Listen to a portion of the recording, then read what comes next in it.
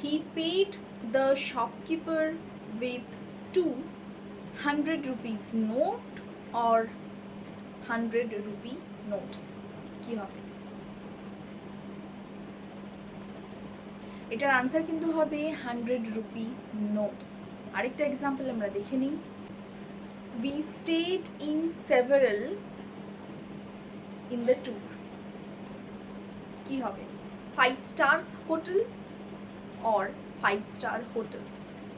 এটার আনসার কিন্তু হবে 5 star hotels। আরেকটা এক্সাম্পল দেখি। We enjoyed on different days. এটার আনসার হবে একইভাবে 3 course meals। তাহলে আমরা দেখছি এই ওয়ার্ডগুলোকে বলা হয় না হাইফেনেটেড ওয়ার্ড। হাইফেনেটেড ওয়ার্ড যেহেতু প্রথমে নাম্বার আছে, নাম্বার প্লাস নাউন, তাই তো প্রথমে আমরা নাম্বার দেখতে পাচ্ছি, তার সাথে হাইফেন দিয়ে কিন্তু একটা নাউন লেখা।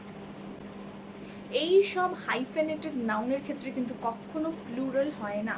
প্রথমে আমরা যখন দেখলাম 100 রুপি নোট, তো 100 রুপিটা রুপিস কিন্তু কখনো হবে না। 100 রুপিটা অ্যাজ অ্যান অ্যাডজেক্টিভ ইউজ হচ্ছে, নোটস বা নোট বা নোটস, ঠিক আছে। নোটের আমরা সিঙ্গুলার বা প্লুরাল করতে পারি, কিন্তু 100 রুপি কথাটার কিন্তু হাইফেনেটেড নাউনের কিন্তু কোনো পরিবর্তন হবে না।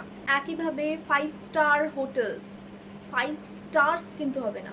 একইভাবে 3 কোর্স মিলস, মিল বা মিলসে আমরা চেঞ্জ করতে পারি, কিন্তু 3 কোর্স যতই প্লুরাল হোক না কেন আমরা 3 কোর্সে কিন্তু কোনো রকম চেঞ্জেস আনবো না।